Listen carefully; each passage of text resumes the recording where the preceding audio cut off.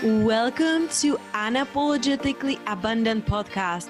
I'm your host, Petya Kolibova, tough love coach who helps corporate women who have been pushed down and back due to traumatic relationship or childhood trauma in their past, which has caused them to see themselves not in a bright light that makes them people please and not show up the way they know they are capable of showing up. My mission is to help women who are on the path to heal from their past wounds move through their limiting beliefs and internal blocks so they can guide other women through online coaching, which is that deep down what they are feeling they really want to do instead of sitting in their corporate job.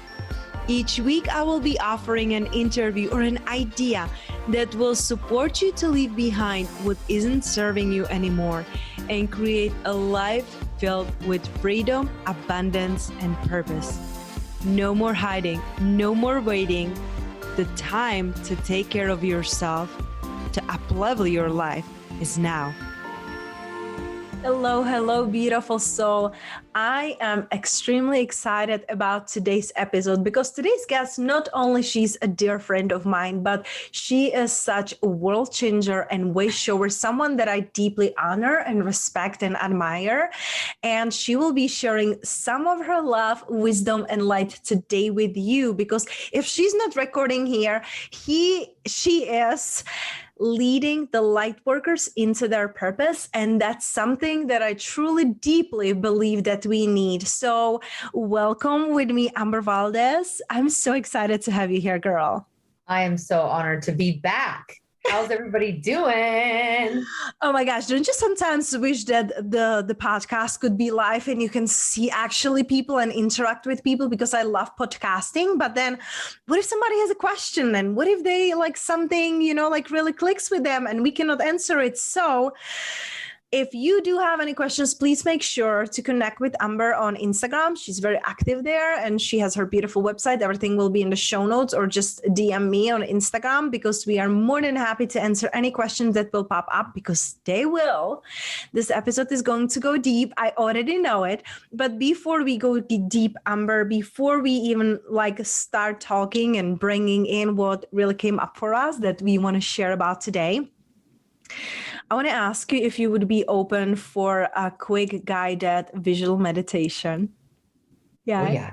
Oh, yeah. So just gently close your eyes. And when you're taking the deep breaths and smelling your beautiful sage there and starting to relax your body, your face is relaxing. Your shoulders are relaxing. Your legs are getting heavier and heavier. And you're starting to feel grounded and present to this moment because there's nowhere else to be and nothing else to do. Just here and now. Your presence, it's all that is needed. And as you're relaxing and really sinking into your body, sinking with your breath, I would love for you to visualize a beautiful, crisp morning in Ireland. And you're there in a beautiful local home, waking up and rising. And you're walking in front of your home, and all you can smell, it's a fresh breeze. And birds chirping, and fresh cut grass smelling so invigorating. And you decide to go for a morning walk. And as you are walking through this beautiful morning, you see kids running around on a path to a close by meadow. And as they are playing and they're passing by you, one of the little girls stops by you and gives you a little white flower. You put it behind your ear, smile at this little girl who could be 4 or 5. And she looks at you and she says, "Who are you?" What is the one thing you would tell this little girl? What would be your response to her? Not what do you do, but who you really are. I'm a magical fairy. Oh my goodness. How fitting, being a magical fairy in Ireland. That is so beautiful. Thank you so much for sharing that. And I know that probably being in beautiful fairyland in Ireland can be more fun than sitting at home. However, I'm so happy to be bringing you back. Some of my guests, they don't want to come back. They'll just leave me there. I don't want to come back. I was like, let's go back to the forest. We can do it anytime. You know, I told you have the privilege. You have my personal cell phone number. So if there is like, hey, Petya, I need to be heavily meditated. Just message me. I have my singing bowls. I can heavily meditate. Yeah, girl. So beautiful. So beautiful. Just takes you in. Thank you. I had one previous guest and she was like, I gotta rewatch that episode and what exactly she said, because she was saying something about the tone of my voice, like the pitch it has, that it absolutely take her so inside. She was like, I didn't want to even come back. Oh, girl, your voice is extremely soothing. It's medicine. It dropped me right in. Like, it's just like, yeah, your voice is, you need to be recording a ton of guided meditations. I even feel like on that Aura app, you should get in there and post some of your stuff. Thank you so much for the invitation. I will look into that because, you know, it's funny. And I was sharing with her too, like I used to be ashamed of my accent, like nobody understand. And sometimes for me, it's challenging to express what I'm feeling in a language that it's like my third language. So sometimes it's like, oh, how do I say this? How do I describe this? Right. And this deep desire of expressing ourselves and really like evolving. And I think that evolution is something that we are all going through right now. And it's so important to allow ourselves to evolve and upgrade, no matter how scary, painful, and uncomfortable it can be, right? But what is that you are noticing about these, you know, upgrades and changes? Yeah, it's a beautiful question. First of all, you know, I said something to my students yesterday on the mastermind call. And one of the students was like, yeah, well, if I'm comfortable, I'm going to find what I'm comfortable. And she said comfortable 3 times. And I said, fuck your comfort.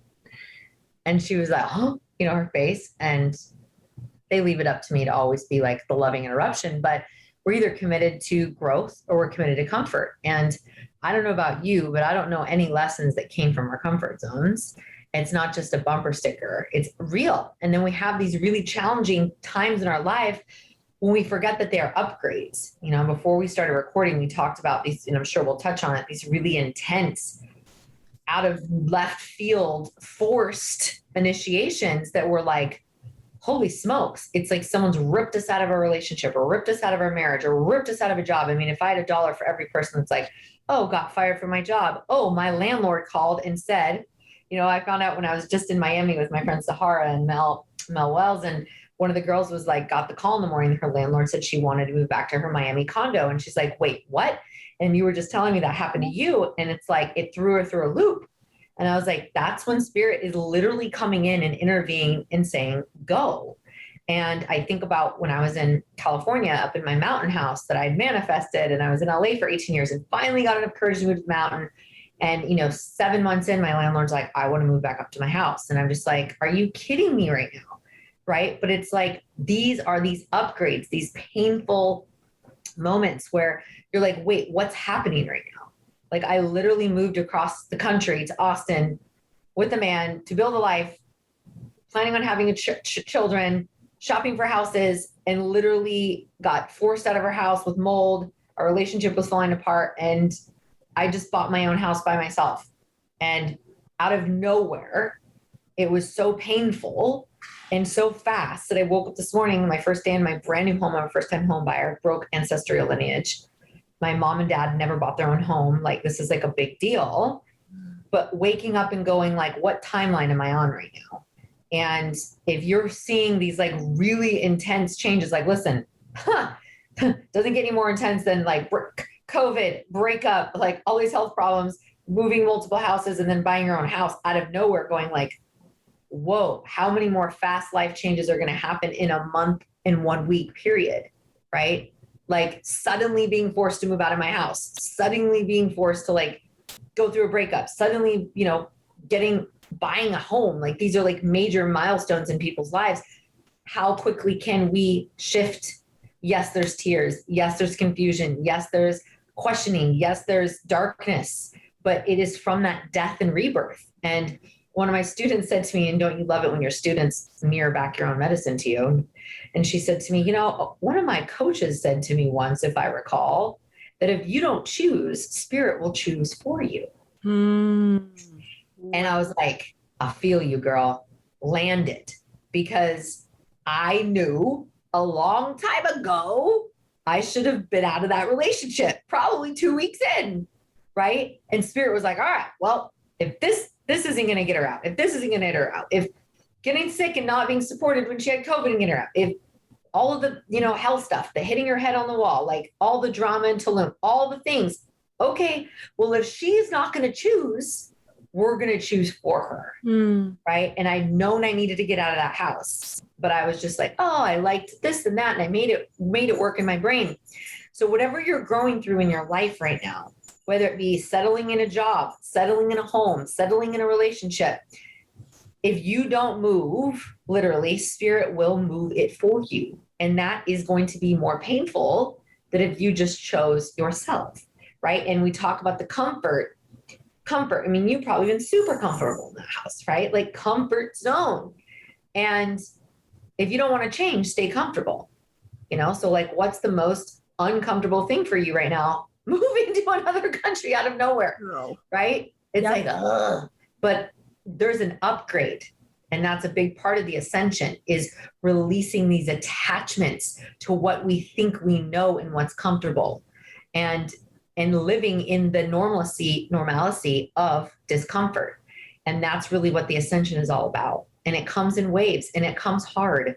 And then just when we think everything's cool and we're like, oh, life is really working, life is good, I'm in flow, it's like, pa-cham. Yeah. Right. And it's like how you can handle those waves, because they come in waves. And in some moments I'm crying my eyes out. And in the same day, I'm dancing around naked in my bathroom, going like, okay, I'm back. Right. But it's like, that's the human experience, the highs, the lows, the ebbs, the flows, the sadness, the pain, the joy, the ecstasy, the pleasure. It's all important and all equal. And this ascension is like, how fast can you maintain the curveballs that are forcing you out of your comfort zone? It's so powerful. Thank you so much for sharing that, because like you said, you had this personal experience of everything that you wanted changed in a month and a half, in a month and a week, but the wanting was there, like you were being attached of what it could look like, right? It's not what it's meant to be, but what it could look like. You trying to be the leader and showing up the way, and just like, oh, I have to be perfect. I have to have it all perfect so people can follow me, right? And oh, I have to have this kind of relationship, and I can help, and I can heal, and I can do this, right? But sometimes it's just like, this life, it's yours, and it's about you. And if it doesn't feel right, well, then it's probably not right. And we excuse so many people because we're like, I want to be a good person, and I want to be and I love what you said, like, I'm here to break the lineage, right? And that's how I'm really feeling with my family, whether it's going to school or moving abroad and all these things that I'm doing, the first times that it's going to leave a legacy for my family. But then we are like, oh, if I can do all of this, let me help, let me heal, let me fix. But that's not why we came here. We didn't come here to fix anyone. We come here to live our life and our truth and our purpose. And if it's harming you, if it's hurting you, it's not your responsibility to help anyone and to fix anyone. If somebody wants to come with you and they really want to help, they will work on it. They will not throw you on the side. That's right. And you won't have to beg. And that's something that, like, as a healer, right? I mean, at the end of the day, I'm a leader leading leaders, right? A light worker leading light workers. And we have that wounded healer archetype. We have that part of us that's like, well, how can I help this person? But you're right in front of me and I see all the things that you could do that would get you out of your suffering. And it's like feeling that story of like, I can't abandon, I can't leave anyone behind. Right. But like, I had my dear friend Adam Roa, he said to me, about 2 months ago when I was really in it in my relationship and he was staying with me and he was like, sister, but I was like, I don't want to abandon this person in my relationship. He's like, but you're abandoning yourself. Oh gosh. Yeah. And that like hit me hard. Right. It's like, and we do that sometimes as wounded healers, whether it's, oh, this person can't afford our program, let us just da-da-da-da. Or this person has been treating us like shit. Well, they had a lot of trauma in their childhood. Oh, their mom didn't love them. Their mom's an alcoholic, or their dad abused them or left them, or they had this, and we excuse behaviors because we know more. So we have more compassion and more empathy, but that can also sabotage our own health, right? And my health was shit this last year. I had like the worst health year of my life because my relationship was so toxic, right? And I say that with like humble, I say that, you guys, because I think sometimes people think, oh, well, she's, got all these followers and a 7-figure in here, blah, blah, blah, blah, blah. And she should have it all figured out. But I say this to you because I think more people need to be honest about what's really going on. Because yes, I can own my worth in my friendships and in my business and with my clients, but I still have a blind spot in my relationship sector, right? And that has been my constant work because of my childhood, right? And what a gift that I've manifested a relationship that mirrors my mother, right? And knowing that I don't have to be that little girl that has to stay in the house and be abused. I don't have to be the little girl that puts up with mental, emotional, financial, physical abuse, that I didn't have a choice, right? But there's going to be these blind spots when you are an empath and you are a light worker and you are a healer that's going to want to help people. And you almost get into a trance state because you're like, but if I can help this person over here, then why can't I help this person here?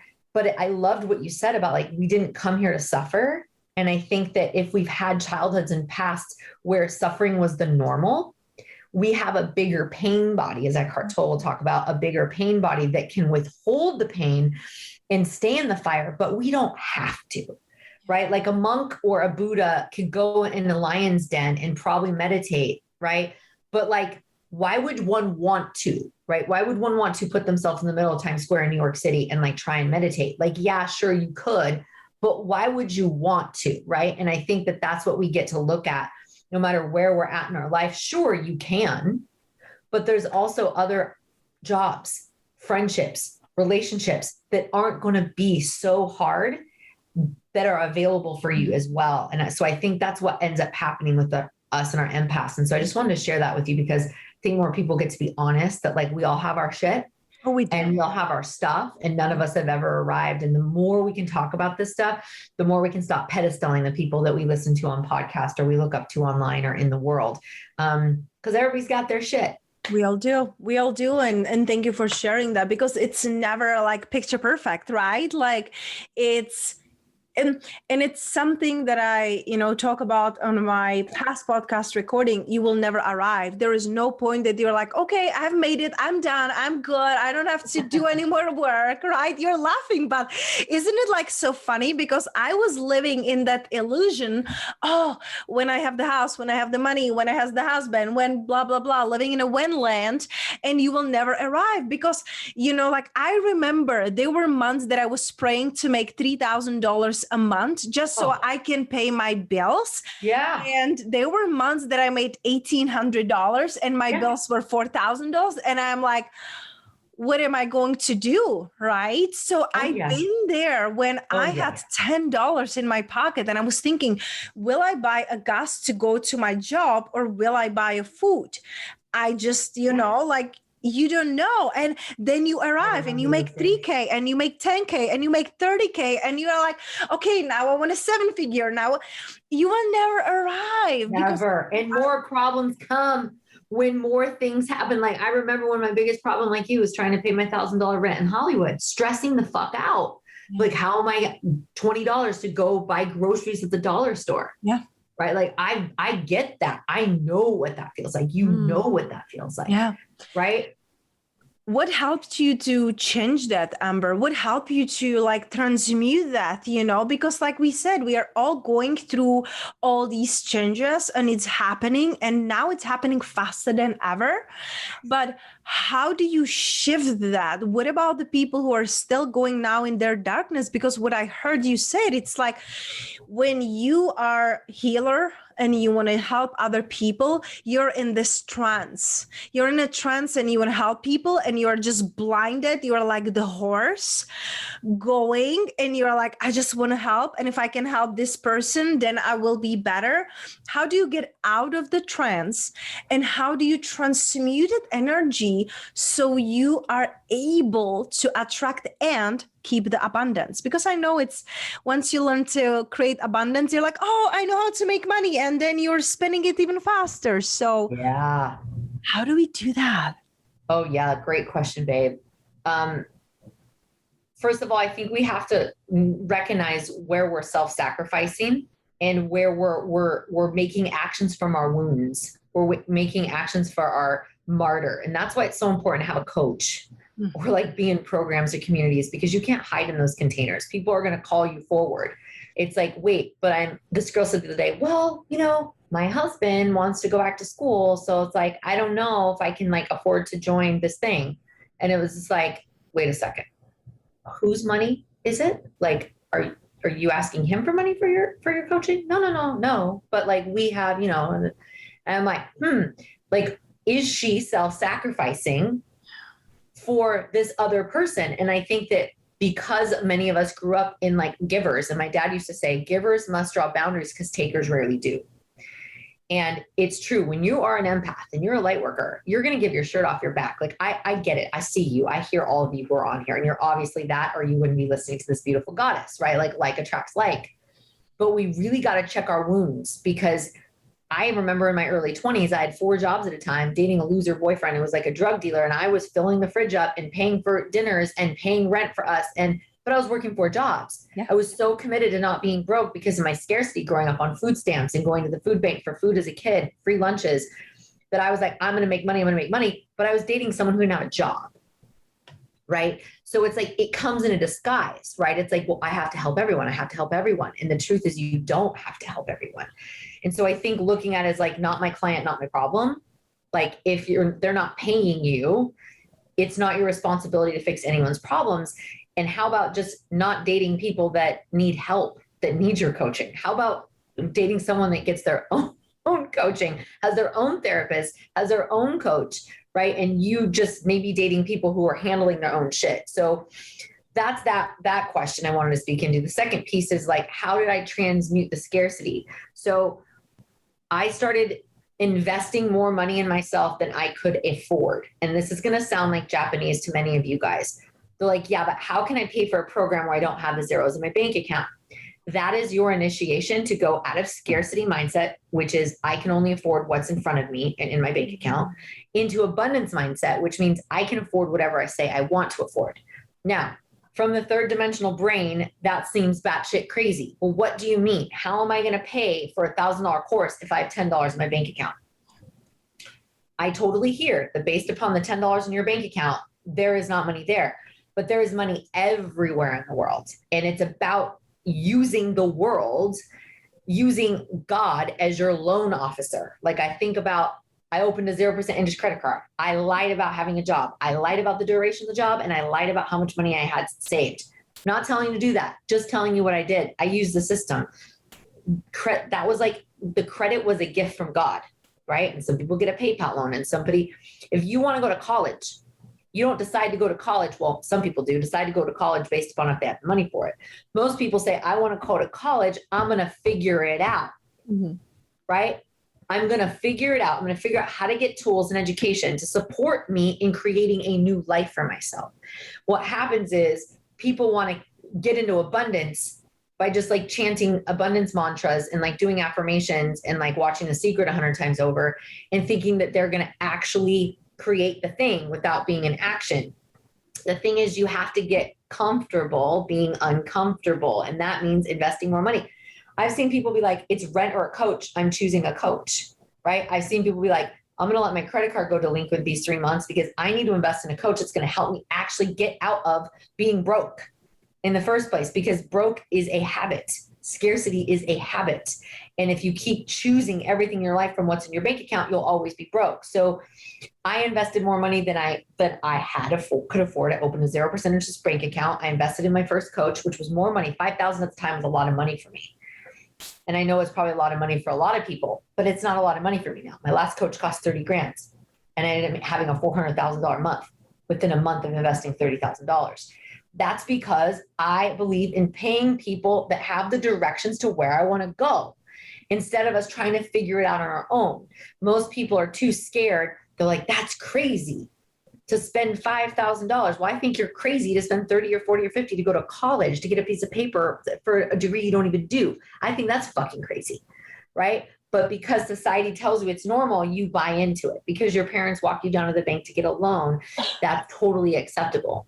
And so you have to start, if you guys are raw 5D, ascension, love, light, like activation, abundance, all is well, quantum aliens, all the things, but yet you're still playing the third dimensional matrix game, which is I can only afford what's in my bank account. That's a slavery mindset, right? The 9 to 5 is a slavery code. The scarcity spell that's been cast on people to stop asking questions, to just be minions and just go to work enough to buy shit and pay their bills. That is not you trying to be innovative and to think bigger and to play bigger and to step into the abundance codes that are available for all of us, but they've been ingrained out of us because of our ancestral lineage, passed down of life having to be hard and having to work hard for your money and clear, cancel, delete. So invest more money than you think you can afford. Get a loan, sell some shit, borrow from people, but be so relentless that if your life depended on it, could you create that money? Because that is in itself the initiation. And that's what happened for me. All of a sudden I invested $5,000. I needed another 5 G's. I asked my friend who played professional poker. He gave me $5,000 in brick card cash, $5,000 cash, more cash than I ever had in my hand. I was like, holy shit, this person's giving me $5,000. Like all of a sudden I had $10,000. And I was like, this is more money than I've ever had in my hands.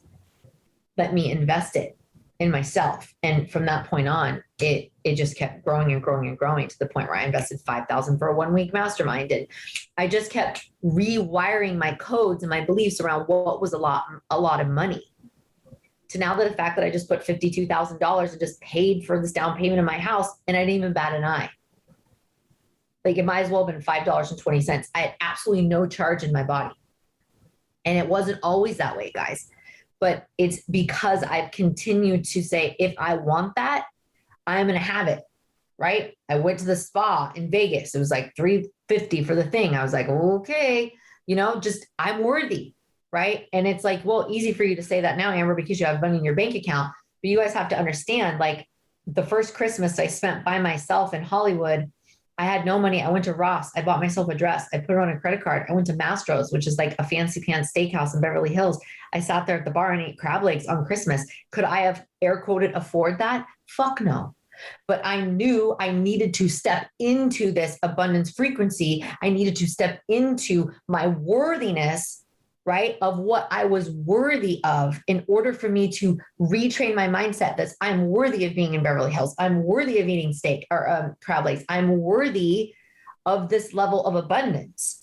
And through those like little practices, it allowed me to basically, I would say, like reset my system to know that I'm available for that too, if that makes any sense. But if you're like outside of it and you don't think that you belong there, you'll never be in that frequency, in that field. It's just an activation. You have to re-alchemize and reactivate and reset your cell phone to have new data on your cell phone when you got to do your upgrades or your uploads or whatever you call it for your iPhone.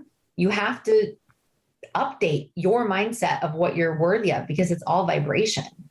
That it's so powerful and there's so much goodness in it, and one thing that came up for me when I was listening to Amber was, sometimes when we are looking for the coaches, and I remember at the beginning of my journey, I'm like, oh, this person will like help me and save me. And you know what I mean? Like There is so many options, so many coaches right now.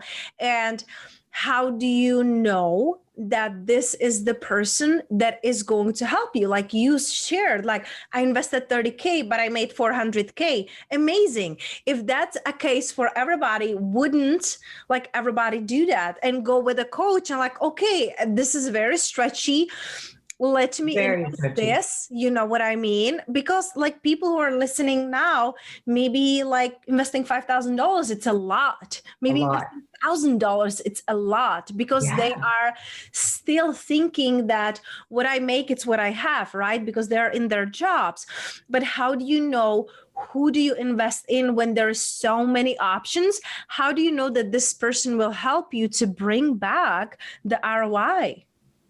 Yeah. And I want to speak into the ROI piece second. Don't let me forget that. But the first thing is discernment. So here's what I'm learning because I've been in this industry for quite some time. There's a lot of smoke and mirrors. There's a lot of people that show up online one way and they are not that way in real life. All right. And just as I said, like you could look at me and go like, oh, they have such a great relationship. And they're like, holy shit, I had no idea she was in an abusive relationship for 11 months. Right.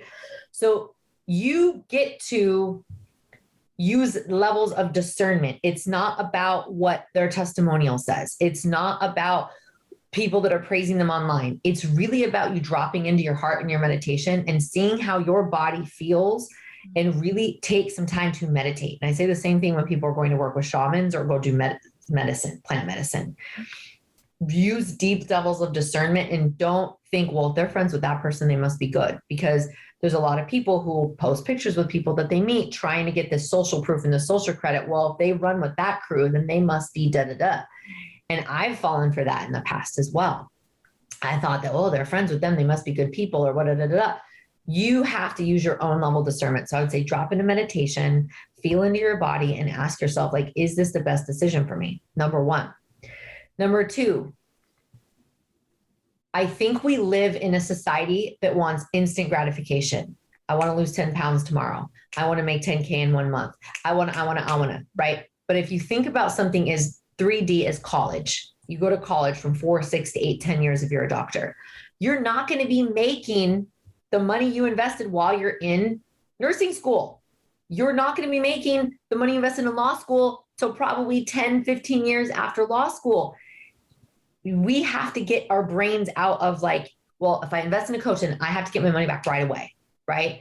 And it's like, no, it's return on you. It's investment in you. There's levels to this shit. It's like saying, well, I'm going to go to the gym for 6 weeks and then I'm going to have a 6-pack abs. It's like, it's going to take time. Like one day you look in the mirror, 90 days down the road, and you're like, oh shit. Right? Like, or 6 months in, you're like, oh, or 1 year in, you're like, oh, my cellulite's gone, or whatever it is for you. People want this instant shit. And so I share this with you because it's anytime you invest in yourself, you're going to get a return on your investment. Every single time, whether you realize it when you're in the grocery store and instead of going for the shit that's on sale, you go for the chocolate bar you really fucking want that's $8. That's a fucking win. You're like, I'm fucking worthy of that chocolate. All right. That's a mindset shift that is going to show up to you in Whole Foods 1 year down the road where you're like, I didn't even flinch on the $8 chocolate. The old me would be like, well, you got to get the stuff that's $2.99 because, right. It's those moments that like subtleties.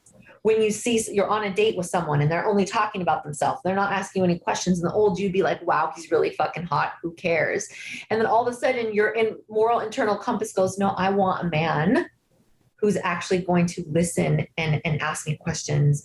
Thank you so much for the date. Hot, beautiful, sexy man. I'm out. Right? Those are the little nuances that create massive results in your life that can't be determined right away. And so anytime you're investing in a coach, you're going to have, or in a program, you're going to see return on investment if you do the work, right? They can't do it for you. Like I can find value in a paper bag. Right? Like I can find, and that's just because I'm like, what can I learn and what's available for me? Right? But that's after investing long enough. People are like, oh, well, that coach didn't do shit for me. It's like, but what did you do? Did you show up on time? Did you do your homework assignments? Did you play full out? I have a girl right now who invested in my mastermind year. She's kicking herself because she hasn't fucking shown up. And then you have other students that have fucking shown up halfway, great results. You have students that showed up full way, having magical results. because of how they've shown up. They've continued to be consistent, right? Just like two people go to the gym, one goes 3 times, 4 times, 5 times a week and eats healthy. One eats McDonald's every day and goes once a week. Two people, same gym membership, opposite results. And so anytime you invest in yourself, it's a good idea. And I would say use your own discernment and know that the coaches that you're going to originally start with, you know, it's going to evolve over time. You know, like I'm a way different coach than I was 6 years ago, right? And I'm sure you too. Like we evolve, just like you're probably a better mother than you were 6 years ago or whatever it is. So just trust that the right coaches are going to be brought to you. And, you know, I've heard horror stories and all those things, but like, that's just like dating. You go out, you date someone, you're not going to stop dating. Yeah. Right. And you got to know that, like, you know, most of the time you're going to get great coaches, and once in a while, maybe you don't, but, just like going out to dinner, it's not always going to be a 10 out of 10 every time. Right. It's not that big of a deal. I love it. And I love how you're giving these analogies and the stories that we can really like grasp, you know, like, oh yeah, she's right. Okay, I got it. So that is amazing. And I also wanted to know, what are some of your daily rituals that really help you to stay grounded and centered and be able to withhold all these things that are happening that are unexpected? What are some of the things that are non-negotiable for you? Yeah, thank you for asking that. You know, my morning ritual changes over time, as it will for you guys. But right now I'm really into tapping. And it's because I'm navigating through a lot of energy. I don't like to call it anxiety because I don't like labels, but there's a lot of energy in my system as I'm untethering from this partnership and coming back into my own sovereignty, my own safety. And I'm been getting healings and working with this methodology called Body Talk. And you can YouTube the videos of doing it, but basically it balances the left and right hemispheres of your brain, and it like fires neurons to one side of your brain, to the other side of your brain. And I'm working through some physical trauma, emotional trauma, and mental trauma, right? And so I'm working to get my meridians, my energy meridians, like back into alignment, so my body doesn't feel like it's in a state of like under attack or under distress, right? So I'm waking up with these energies. So you start with your hand underneath behind your head, with like at the base of your neck. And with one hand, you'll hold it back there. It doesn't matter what side. And then you'll tap at the top of your head. You'll tap, I don't know, 5 seconds, 10 seconds. And then the reason is you're activating. You want to make sure you're tapping on both sides of your brain while you're doing this. And then basically it's activating your brain nerves. It's like, okay, now they're starting to connect. And then I'll move into the heart. She says you start at your head because you wake up your brain, and then you move to your heart because that's where you anchor it in, right? You anchor into your heart because our heart is its own brain. Just like we've got our mind brain, our heart brain, and our gut brain, right? We have 3 brains. And then after your heart is activated, you just tap on your breastplate, and then you'll go ahead and you'll activate down here in your stomach or your solar plexus, and you'll tap that. So she says the brain, you wake up the brain, it starts to fire and communicate, you anchor it into your heart, and then you let the gut get to work. And so oftentimes you guys can realize, and so you'll tap there 5 or 10 seconds, or 5 to 10 seconds. And then you'll take your hand, you'll put it on top of where your hand is, on the back of your head. It's kind of like you're working your way up like a ladder. And then you'll put the other hand up, and you'll do the same. You'll tap on the top of your head, you'll tap on your heart, you'll tap on your stomach. Then you bring that other hand and you kind of like stack it. So it's like touching, and you continue to do the same. You can always tap on your hand if you need to, same thing. And you work your way all the way down to your forehead, and you tap, tap, tap. And then you do this side, and you tap here on the top of your head. So your hand will be on your forehead now, and basically make your way all the way down. Then you put both your hands on your ears, like 3/4 cover, and you tap with both your fingers on each side. And then you again start with tapping the top of your head while one of your hands is over your ears and the back of your neck, and then your heart, and then your stomach, and then you finish. And even just for me doing that right now, and I didn't finish the whole process, it's almost like my body is like aligning, like my nervous system is like, choom, choom, choom. just anchoring it. So I've been doing that. I'm feeling so much better in this moment. Holy shit. Woo. I'm going to do it after our call because I'm like holding in my crystals, you know. I was like, oh my God, I will be tapping all over. We'll sit with Chris and like tap together. Yeah. It's called Body Talk. This is different. This is new. Thank you. It's new. And I just discovered this a few weeks ago with a friend that had known the trauma that I experienced. And you exactly needed it, huh? Exactly what I needed. A friend called out of nowhere that I hadn't spoken to in like a year. And she's like, how are you? Told her everything. And she's like, have you done Body Talk? It's such an interesting name, but this woman's like a genius. She's like all about neuroscience and it's all science-based. Like it's not even woo-woo. But she can like, well, that's not true. It is, but you can feel your energy fields. And so I've been doing that in the morning and night. I've also been listening to 528 Hertz. You can look it up on Spotify. You can look it up on YouTube. But I was experiencing a lot of energy, formerly known as anxiety, when I was first waking up, which happens if you're going through a death or a transition and what have you. And I'm not generally an anxious person. So it's just energy moving, wanting to move up and out. And I'll listen to that within 2 minutes. I'm back into alignment and sound. And the third one is I've been singing, I've been toning, right? I've been using sound to align my chakras and align me back to my heart. And I've been singing this like Nordic kind of chant that my friend David Beaudry taught me. So I've been singing that in the morning. And if you don't want to sing a specific chant, you can just use vowels to align your body. So for example, it would be like, ooh, e. You keep going to tap your heart while you do it. Ah. Oh. And see if you can just, you guys probably already feel better right now, but like using sound to recalibrate your nervous system to get you back into harmony and back into alignment. And this is an ancient practice that like the Celtics did, and every single civilization used the power of sound to heal, to alchemize, to align, to move things. Like it's wild. But these really basic ancient practices, that's why we feel some type of way when we listen to certain music versus other music, right?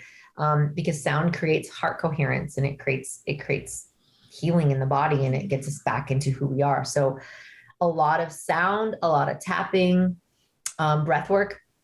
I'm just doing like basic breath, like 5 breath in, 5 breath out. I do something called the Tumo breath, which my friend David Beaudry, if you look it up on YouTube, he's got YouTubes that you can do the Tumo, which is Chinese medicine, which is Qigong breaths that I do. And those breaths, even if I do 5 rounds or in between clients, there's no way I can feel frenetic or crazy in that. And I think that as we go through the ascension, it's about being emotionally sovereign. It's about never have I had to try so hard, you guys, to be grounded and aligned. And I teach this stuff. And so if I'm going through these massive upgrades through my ascension with all the tools I have in my tool belt, for God's sakes, I've taught meditation for 6 years, these basic practices aren't working for me anymore, right? Like the basic meditations, like I don't have 25 minutes sometimes to drop in. It usually takes me about 20 minutes to get into that really like aligned flow state where the downloads come in. But when I use sound, I can get there within 2. When I use tapping, I can get there within like 5 minutes. And sometimes we have to, not sometimes, it's imperative as light workers to learn how to self-regulate, especially because there's going to be more chaos and more breakdown and more really insane tragedies that like come out of nowhere, right? And then it's like a domino. It's like job, relationship, house. You're like, damn, how much more can I handle? We have to self-soothe. We can't go be smoking cigarettes and drinking a bunch of alcohol or crawling in our bed for 3 days. Like we got shit to do, guys. So it's like, how can we use these tools to self-regulate our nervous system so we can get back in the game, so we can show up, and so we can really be sovereign and not let whatever's happening take us down? Because I do think that there's a spiritual warfare happening with the light and the dark, and the spiritual warfare means that the light workers are getting attacked And it's really important that you learn to come back to yourself, so you're not compromised. That is so powerful. So powerful. Thank you so much for sharing that. And also such a actionable steps, because sometimes I'm like, yeah, good for you, right? When you're listening to the podcast, like, oh, I have this cool meditation or I have this cool morning routine. I was like, okay, but what do I do, right? So thank you, Amber, for giving us like actionable steps and tips. And for those who want, you can go on YouTube and see what she did. And you can also for sure Google just the body talk and look into that. But Amber demonstrated it so beautifully, like how to do that I will do it tonight too. And one last thing I want to ask you, Amber, for those who are listening right now, who are going through these turbulent times, that are feeling really disconnected from themselves, what is the one thing you want her to know? What is the one thing you want her to know that it's on your heart? You're not alone. You are not crazy. You're just ascending. You're awakening. You're waking up. You're becoming more of who you are. And the parts of the matrix that you were programmed by, imprinted by, and under a spell, you're coming out of that spell, which means the things that you used to love, you might not love anymore. The people you used to want to be with, you might not want to be around anymore. The things that brought you joy might not bring you joy anymore. And it's okay. And as parts of you die, the real you is going to be born, and death is painful, and rebirth can be painful too. Birthing is painful, right? In some cases. So know that every person goes through seasons, just like the leaves are not on the tree year round, and you're going to die and be reborn over and over and over again. And that's what we came on this earth to do. And so just know that you're not alone, but get around a community that you speak the same language as. Resist the need to try and make people get you around you, and just go find the people that get you. Because that energy that you're spending to try to explain to family, friends, partners, that is such a waste of energy. You're like literally speaking on a megaphone that's turned off. Wow. Find yourself, listen to the podcast, read the books, get into the communities, take a program of someone you look up to. Something tells you, I want to work with her. Go do it. Make a way out of no way, because are the breadcrumbs that are going to lead you to who you are and who you are becoming. And it's okay if the people around you don't get it. It's not their job. And so I Spirit just wanted me to channel that. You're not alone. You matter. You're worthy. Your purpose matters. And the new you is on its way to you right now. So trust it. So beautiful. And thank you. It's like this beautiful permission slip, right?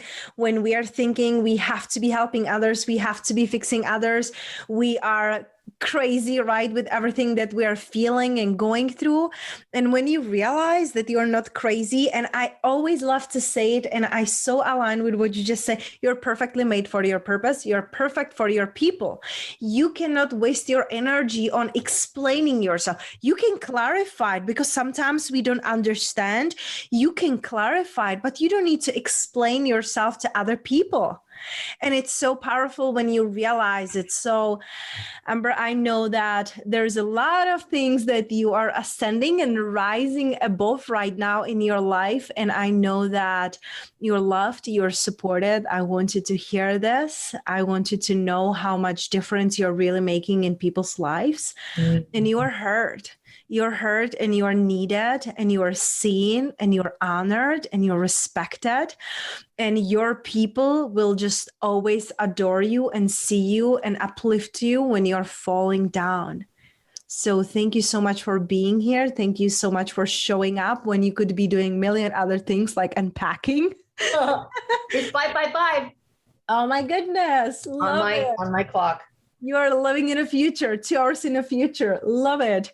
I love who you are and who you are being and becoming, and how much how many lives you're really changing. So guys, make sure that you follow her journey. She is absolutely incredible, raw, honest, no sugarcoating, no BS. She is shining her light unapologetically, and that's something that we all aspire to do, to be ourselves, to shine our light, and in the process helping others by being ourselves. So thank you so much for today. Thank you for everything you're doing in the world. And I know that out of this, you will come even better, stronger, and impacting even more lives. Thanks, honey. I appreciate you. I see you. Thank you so much for having me on. And thank you all for spending moments out of your precious life with us. And we hope that what you heard today lands. What lands, leave the rest. And just, we see you. We appreciate you. And thank you for doing the good work on yourself. And thank you for showing up and giving this beautiful offering, this podcast, babe. It's such a labor of love. And I'm just so excited for you and your journey and what's coming next. And thank you for all the lives that you touch by going first and for using your beautiful voice.